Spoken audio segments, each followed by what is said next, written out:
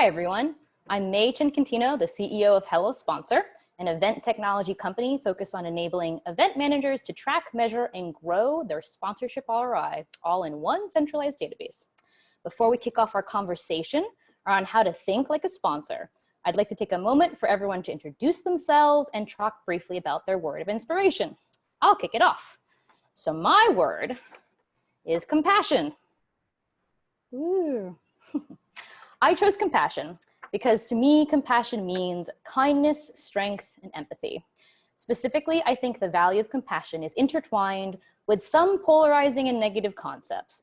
For example, sometimes people think compassion or kindness means weakness or naivete. When I think about myself in particular, and I'm clearly a female here, and I think about someone saying to me, "Oh, you're too nice," it's painful, I wince, I think we all really knows what that means. You're too nice. And that's the wrong sense of compassion, and certainly the wrong way that we should be thinking about compassion right now. Compassion or kindness does not mean weakness. And I honestly think it takes true inner strength to be a compassionate person in the face of fear, panic, and opposition. The strongest and bravest people that I know are also the most compassionate. I could point to some notable and successful leaders, some icons like Mother Teresa or Gandhi, but also many women leaders right now who are making headlines for their successful handling of COVID-19 because of their decisive actions and their compassion. People like Tsai Ing-wen of Taiwan, or Germany's Angela Merkel, or New Zealand's Ernest Solberg, just to name a few. I think everyone could use a little more compassion right now, and I'm making it my highest priority to put as much compassion out into the world as I can now and always, and that is why I picked my compassion as my inspiration word. Amanda, would you like to quickly introduce yourself and talk about your inspiration word? Sure. My name is Amanda Sankwitz, and my word is happiness. Hopefully everyone can see it. Happiness is something that I'm continually striving for, right? Whether that be in my day-to-day work, in my personal life, right? I always want to be a happy, positive person. And I think whether it's during a time like COVID-19, something that we're all dealing with right now and trying to find ways, to kind of grasp onto that happiness, or, there's times when you should be happy and maybe you're full of self-doubt or you're doubting a situation, that should be positive. I think we should all try to aspire, right, to find whatever that happiness is within us, right, in any situation. So it's different for everyone. And, I think happiness also equates to confidence. So it definitely inspires me to do that. And, I hope to aspire to be happy and inspire others to do so as well. Amazing. Thanks, Amanda. Joyce, do you want to go next? Sure. So my name is Joyce Zhang. I'm on the field marketing team at Verkada, and my word is together. Sorry, it looks like chicken scratch. But I chose this word because, specifically relating to the COVID situation right now, and a lot of field marketers out there having to pivot our roles and completely move away from in-person events has definitely been challenging, but using each other as resources and learning from your teammates and other field marketers from other companies, you kind of realize that it's really not so bad because we're all in this together. And I see this as an opportunity to get stronger in an area a little bit outside of my typical wheelhouse and spend some time on other parts of demand gen to become a more well-rounded marketer. And specifically during this pandemic, even outside of work, knowing that everybody is going through this together is a really surreal feeling, and it kind of gives us all hope that this will all pass. I'm with you. Thank you. Leslie, would you share your intro and your word of inspiration? Yeah. Hi, my name is Leslie King, and I'm a senior event specialist at Databricks, which is a data and AI analytics company. And the word that I chose was kindness, kind of in the same wheelhouse as May. And the reason I chose this word is I really feel like it influences a lot of my daily decisions. And so whether that be being drawn to work for Databricks because I could tell that the people working there really prioritize kindness both to each other and to others, or, you know, whether that be the world that we're living in right now and everyone trying to prioritize being kind, whether it's to people who've lost their jobs or have become ill or are facing other difficulties right now. You know, I feel like it's something important now more than ever to prioritize, and you know, it's how I make a lot of my decisions, both business and in my personal life, is trying to be kind and supportive to the people around me. Awesome. Thank you, guys. Okay. Let's get into the juicy bits of the conversation, thinking like a sponsor. So tell me, for anybody who would like to kick things off, let's talk about your marketing mix. Let's talk about how you think about and measure your sponsorship ROI. You guys are all very seasoned event professionals and think about strategy and moving the needle forward, I'm sure daily or every moment. So tell me a little about what's in your event marketing mix and what makes for a good sponsorship opportunity.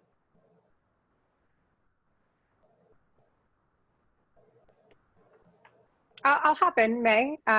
So Amanda Stankiewicz, I didn't formally intro myself earlier. So, you know, I'm currently the manager of industry sponsorships at TD Ameritrade Institutional.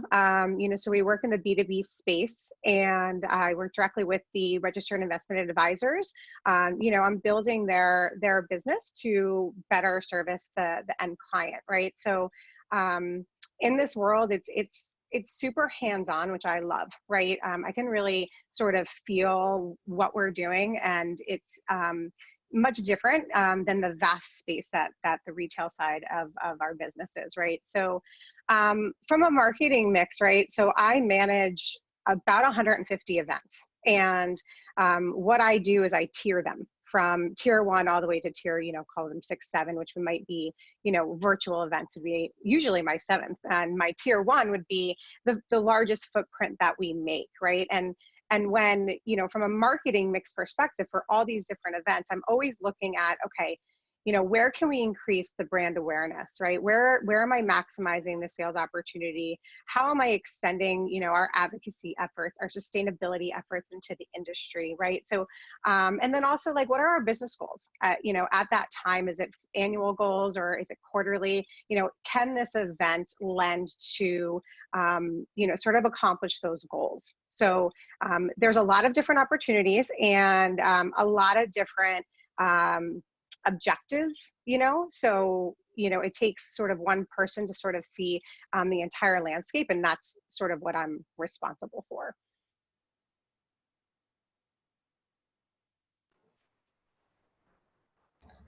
Yeah, so at Databricks, we focus on a variety of different event types. So we host 2 of our own conferences every year, normally a large 7,500 approximately person event in San Francisco, and then a little bit smaller one, you know, in the fall in October. And so, you know, we're kind of in the process right now of figuring out pivoting our large virtual conference to, or our large conference to be now virtual. And kind of in addition to that, we do a lot of other things. You know, we have you know, large sponsorships, whether that be a booth presence or something else at our partner events. So our main partners are Amazon, AWS, and Microsoft. So AWS reInvent, Microsoft Ignite are 2 events that we really prioritize our sponsorships with.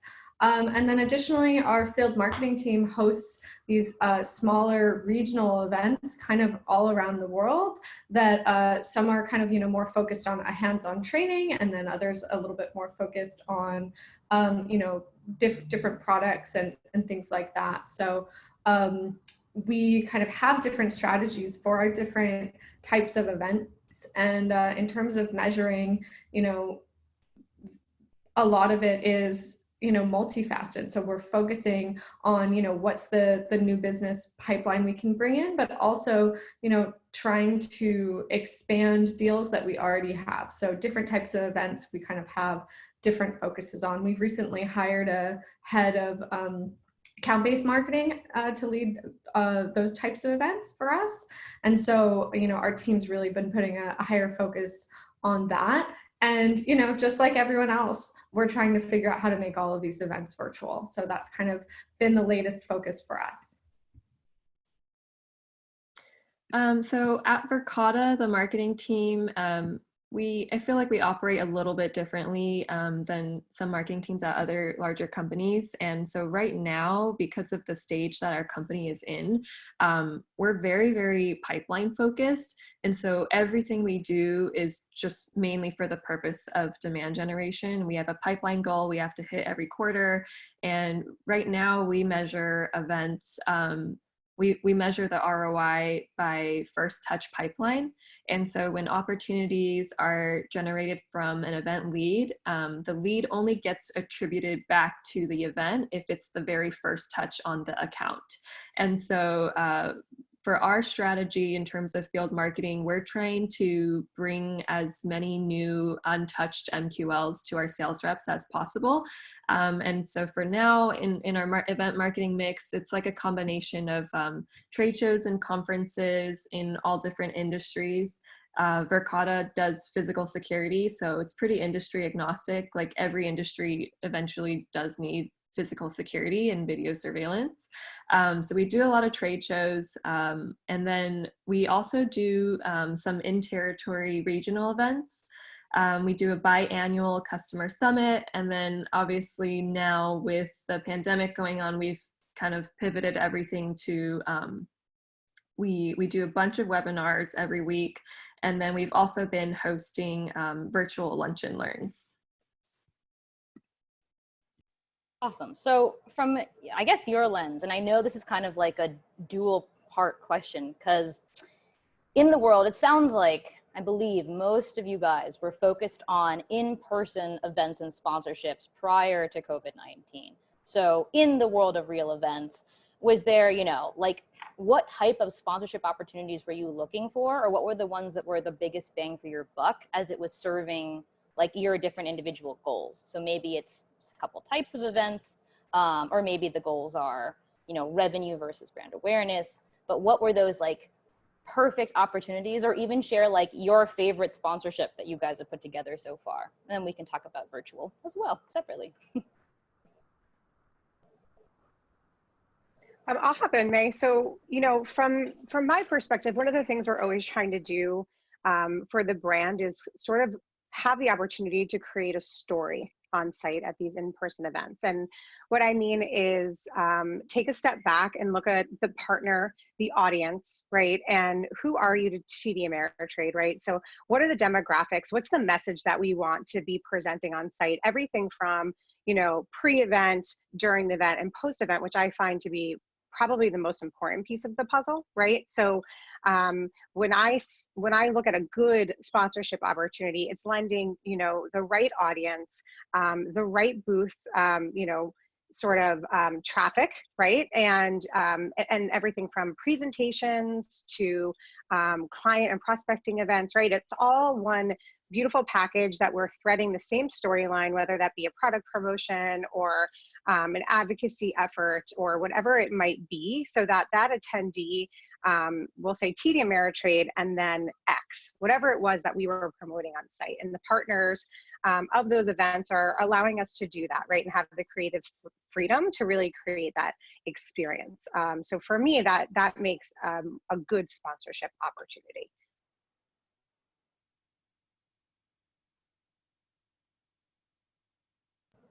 Joyce or Leslie, you guys want to hop in or think about? Yeah, sure. Yeah.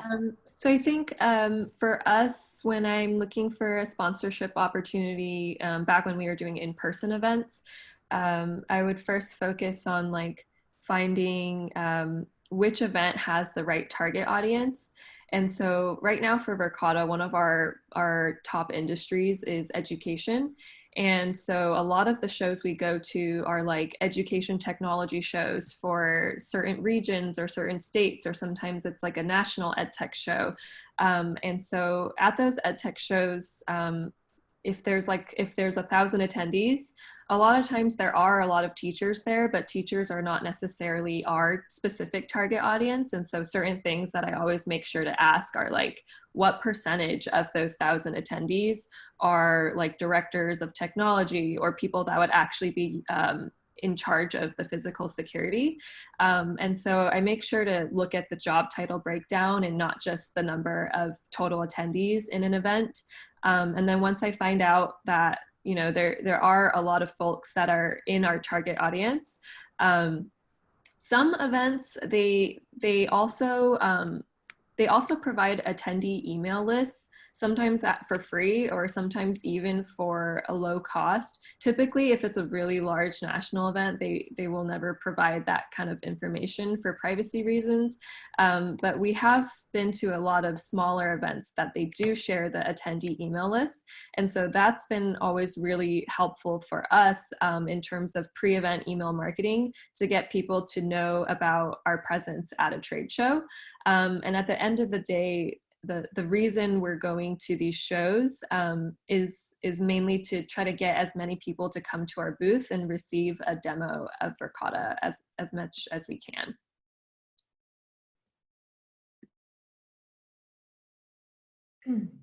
Yeah, so for us, you know, we kind of prioritize different things depending on the event. We definitely think really highly about speaking engagements and thought leadership, especially, you know, at our partner events. We want to make sure that whether it's a product announcement or sharing a customer use case, that we can kind of get that word out there. But again, also really pairing that with the booth experience and making sure not only are we getting a lot of quality leads, but then, you know, for us, the ideal situation is being able to have, you know, meeting space on site where we can kind of further those conversations, have a little bit deeper connections with people outside of the booth. So setting up those meetings ahead of time is a really big part of our strategy, as well as, you know, making sure that those conversations can kind of turn into something a little bit deeper. So those are kind of all things that we take in consideration, you know, not just the size of the conference, but who will be attending. Will our prospects be attending the event? Will our customers be attending the event?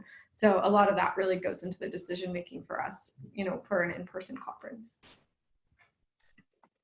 And Meg, I would love to just piggyback off Joyce really quickly, if you don't mind. So Yeah. She brings up the attendee list, right, that partners will provide. And it actually, for us, has created the ROI sort of measurement strategy. So what I've done is worked with the analytics group, right, partnered with them to utilize those lists, right? So part of what I'll do when I sign on to a specific sponsored event is ensure that I'm receiving those pre and post event attendee lists, right? So then we know who they are prior to your earlier point, but then also who was actually there on site. And then we've built a dashboard where we can plug in, right, this contact information and start to better understand whom they are to TD Ameritrade. Are they clients? Are they prospects?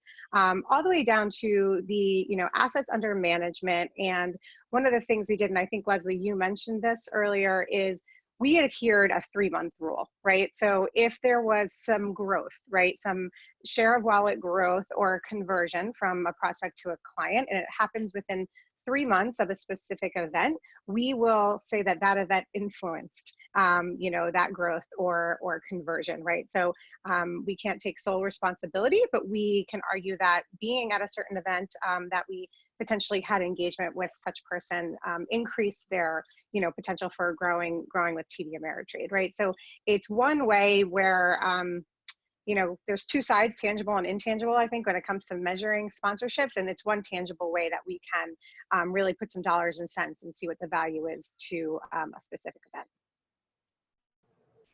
Awesome, thank you guys. Let me ask you off this topic, a fun, or maybe not so fun question. Back when I was doing my event management, my planning days, working at both between the startups and the larger scale companies like eBay and PayPal, like even at the larger scale companies, I had a pretty huge budget, but it never seems to be enough.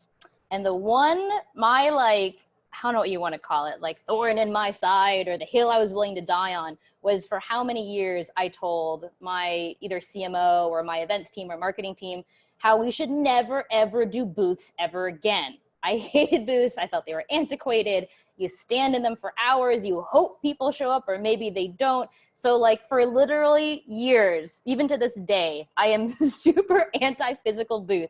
And of course, it's kind of a funny conversation because right now, there are no booths. We're all on lockdown. There's no events. Large-scale trade shows may not be coming back this year or next year. You know, we'll see depending on the size and limitations and safety.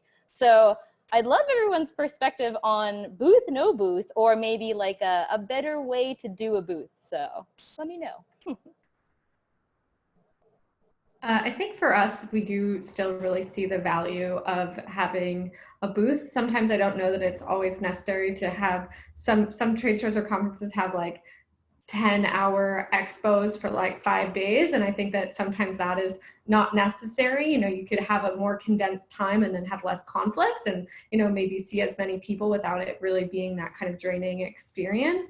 But I really truly believe that there is something to be said for that in-person, you know, organic conversation. And while some of that could happen if you're having a party or whatnot, being able to, you know, show someone on site a demo and answer their questions, I do feel like has a big benefit. And even just kind of those types of conversations that can become more casual of, oh, you're wearing a hat, did you go to University of Oregon? And those kind of conversations that can happen so organically at a booth, I don't feel like always happen in a virtual conversation. I feel like virtual conversations are very focused on the topic, and there isn't always a lot of chance for that kind of more casual, chatty conversation. And I think some of that is what makes a conversation memorable and makes that connection memorable when they follow up after the booth. Oh, hey, you know, we met at the booth and we chatted about the Oregon Ducks, and I hear they got a game coming up, whatever. You can kind of use that kind of friendly banter to make a memorable connection.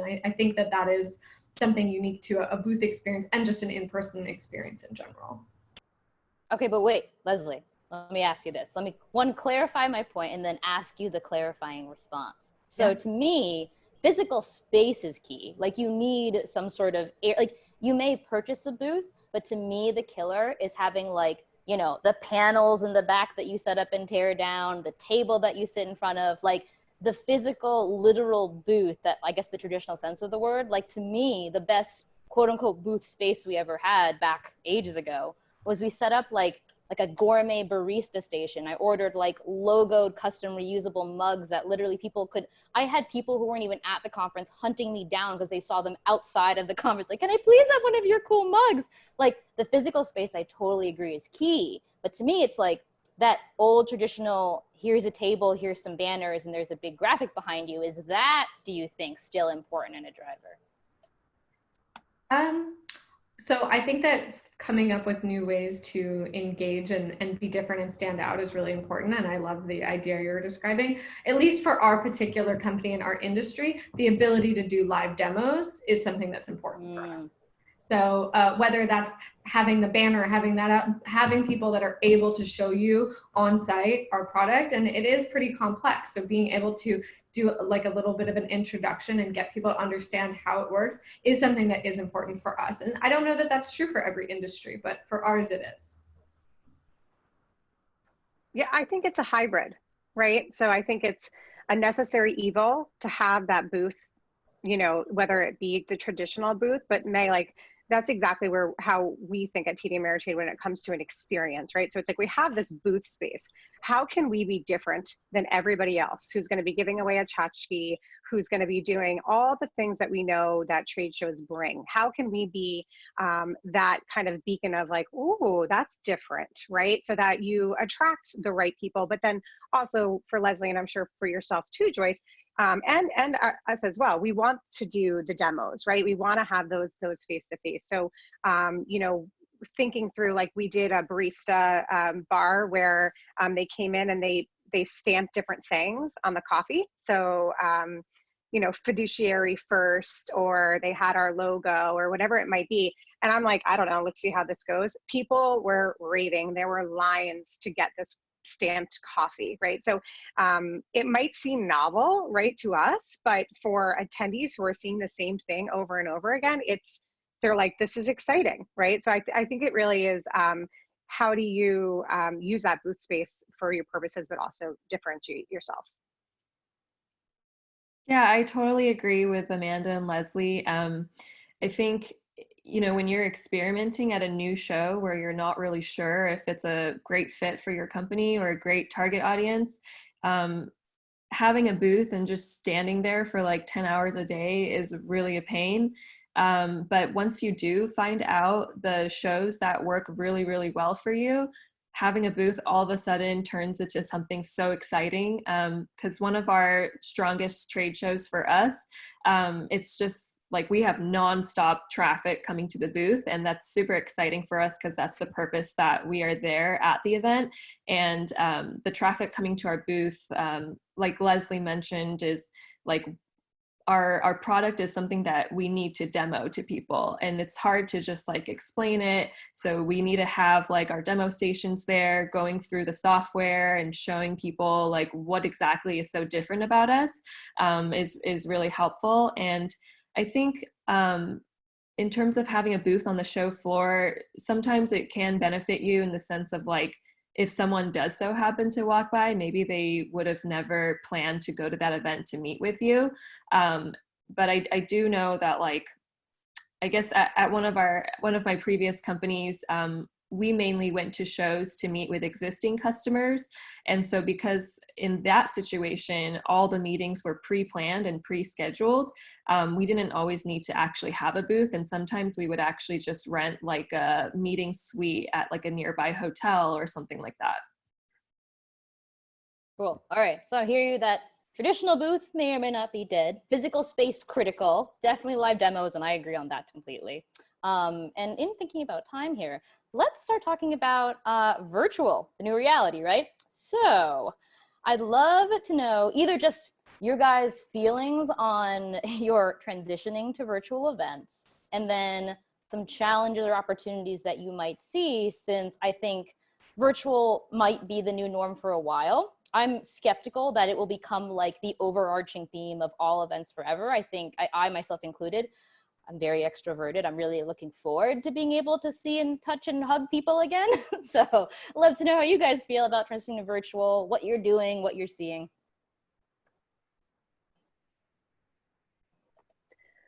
Well, I'll start, right? Because I think it's a little bit different from my side, since we are the ones that, we're sponsoring, these virtual events coming in as a sponsor, right? So we're not creating the experience, but we're doing our best with what's being given to us to create the experience that we want. And still in its infancy stages, I think, right? So I think a lot of my partners are still trying to figure out, how do you bring the value that you get from an in-person meeting virtually, right? And I think we're finding that you just really can't. The value, it's different, right? The engagement is different. So, I'm feeling like we'll get smarter and better at it, and we're doing that. I think from an ROI perspective, though, right? And May, I think I mentioned this to you.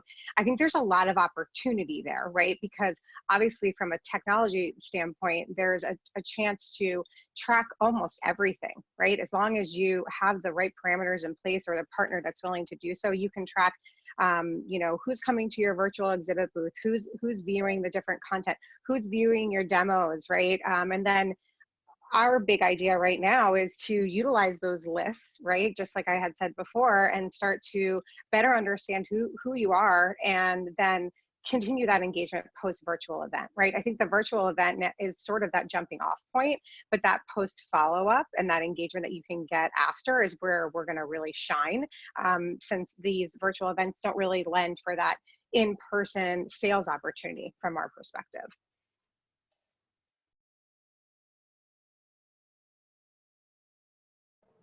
A little bit differently for us, as we actually are hosting a lot of virtual events. So we are hosting our kind of smaller events that would normally be regional workshops using Zoom webinar. And, at least for us early on, we've been seeing a lot of success both in, you know, getting a higher number of people registered, but also having a higher number or percentage of people attending. So we've seen a lot of success there. Plus we're spending a lot less money. You know, we maybe are only spending a small amount of money on some paid advertisements to get registrations, but we're not paying to, you know, thousands of dollars to rent a venue and feed people and things like that. So there is a bit of a trade-off. And really a key thing that I think is a takeaway for us is we're actually reaching people that we wouldn't always reach. So a lot of our events happen in major, you know, cities. And so we're able to kind of reach people on different time zones or people that otherwise may not be able to make it to our event in person.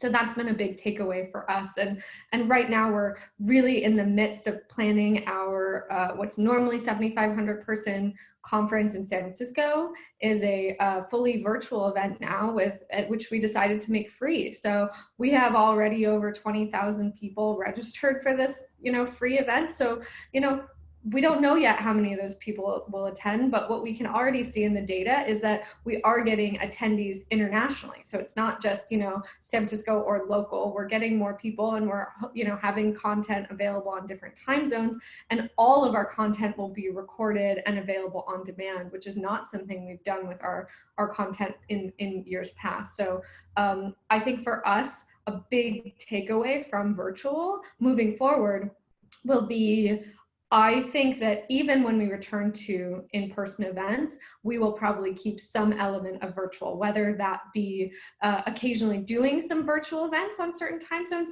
or in the future having our conferences be more of hybrid events. So having that kind of virtual, you know, you can get a virtual pass to the conference for, you know, maybe a different price tier than attending in person and maybe having different levels of involvement. So I really do think that once we're back to in-person, people will really crave that physical interaction and they'll have missed it. So I don't think, you know, we'll get rid of in-person after this. I don't. I think that people see the value, but I do think that we've found value in virtual too that we won't let go of either.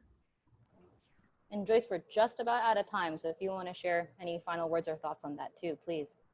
Yeah, just really quick. I completely agree. We've done a few different kinds of virtual events in the last 2 months, and even once the in-person events do come back, I definitely do see us still incorporating and keeping these virtual kinds of events in our event marketing strategy. They do have a lower cost per lead than the in-person events. But it's nice to have a combination of both, because while the in-person events have a higher cost per lead, the experience that you have meeting someone in person is worth that much more. Yeah, I hear you. And I'm excited to see what's going to happen as well, because like the fact of the matter is, in the event space, it's so hard to track in-person events and measure how many people are stopping by and all the conversations. But in the virtual world, everything is tracked down to the click in the minute. So I think it'll be probably some cool opportunities and some tough challenges when the world returns to normal. Either way, we're just out of time. So I just want to say thank you guys for sharing your expertise. It was lovely chatting with you. Unless anybody has any super last final words, I just want to say a huge thank you. Thank you. Thanks for having us, May. Yeah, Thanks to be a part of this, and you know, I really appreciate it. Thanks so much. Okay, cool.